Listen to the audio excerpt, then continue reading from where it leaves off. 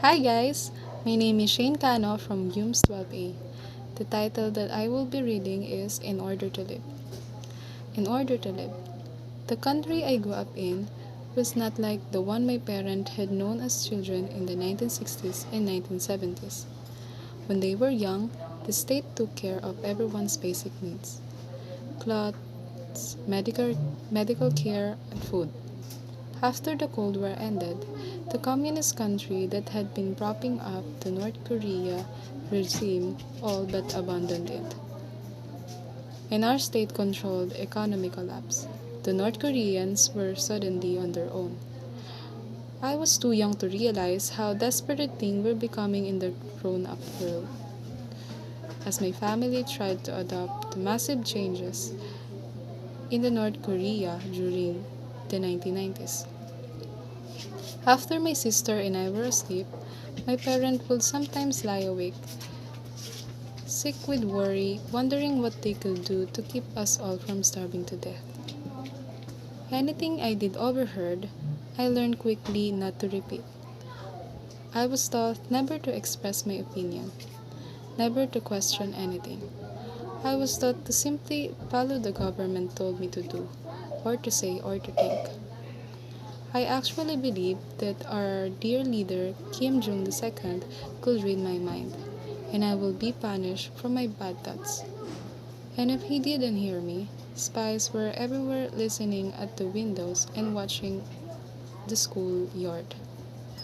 We all belong to Inminban, or neighborhood. Peoples unite. We are we are ordered to inform on anyone who said the wrong thing. We live in a fear.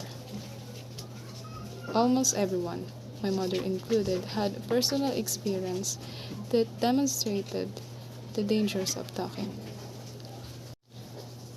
I was only 9 months old when Kim Il sung died on July 3, 1994. North Koreans worship the 82-year-old great leader. At the time of his death, Kim II Sung had ruled North Korea with an iron grip for almost 5 decades. And true believers, my mother included, thought that Kim II Sung was actually immortal. His passing was a time of passionate mourning and also uncertainty in the country. The great leader's son, Kim Jong II, had already been chosen to succeed his father, but the huge boy Kim II Sung left behind had everyone on edge. My mother strapped me on her back to join the thousands of mourners who daily flocked to the plaza like Kim II Sung monument in Yesan to weep and wail the fallen leader during official mourning period. The mourners left offering of flour and cup of rice liquor to show their adoration and grief. During that time, one of my father's relatives was visiting from northeast China, where many ethnic North Koreans live. Because he was a foreigner, he was not as relevant about the great leader. And when my mother came back from one of her trips to the monument, Uncle Yongsu repeated the story he had just heard. The Pyongyang government had announced that Kim II Sung had died of heart attack. But Yongsu reported that a Chinese friend told him he had heard from a North Korean police officer that it wasn't true. The real cause of death, he said, was wabyung, a common diagnosis in both North and South Korean that roughly translated into disease caused by mental and emotional stress.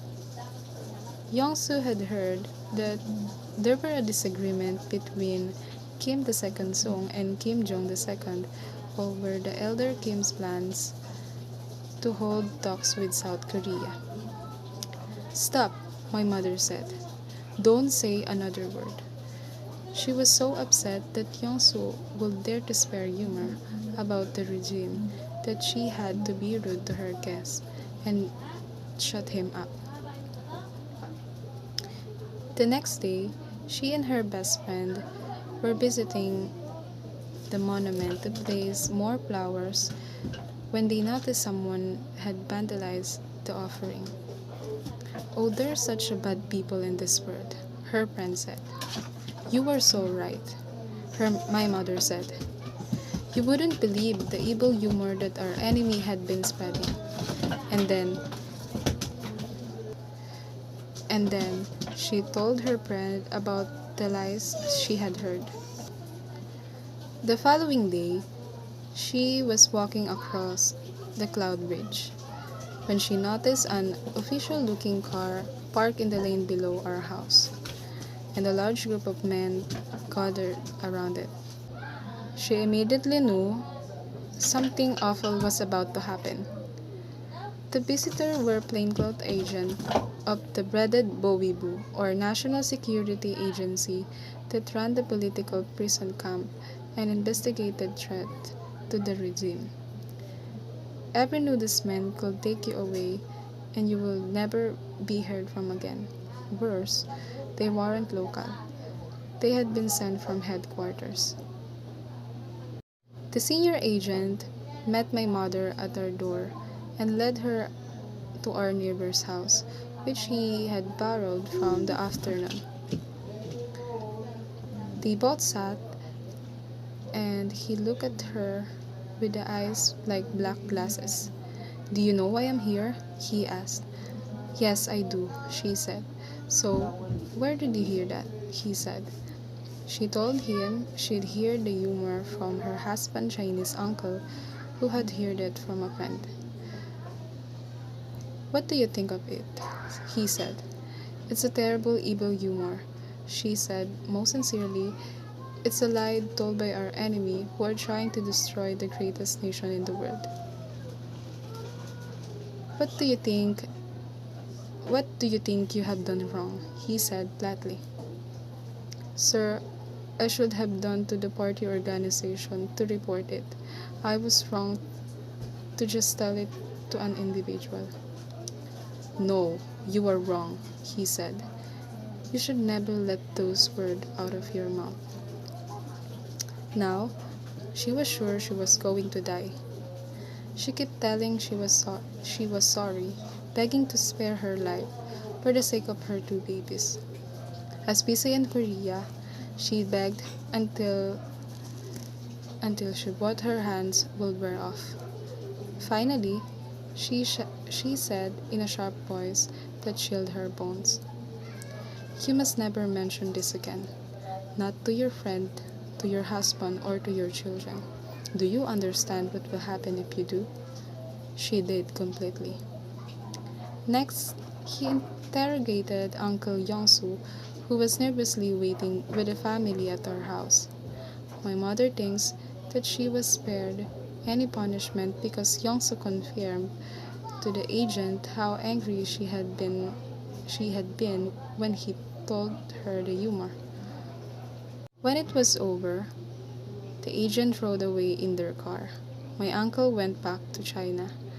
When my father asked my mother what the secret police wanted from her, she said it was nothing she could talk about and never mentioned it again. My father went back to his grave without knowing how close they had been come to disaster.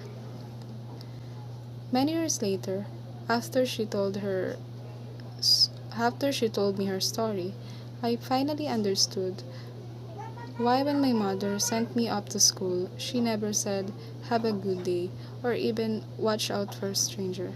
What she always said was, take care of your mouth. In the most country, a mother encouraged her children to ask everything, but not in North Korea. As soon as I was old enough to understand, my mother warned me that I should be careful about what I was saying. Remembered, remembered Yongminya, she said gently. Even when you think you are alone, the bird and mice can hear you whisper. She didn't mean to scare me, but I felt a deep darkness and horror inside me. That's all. I hope you like it. Bye.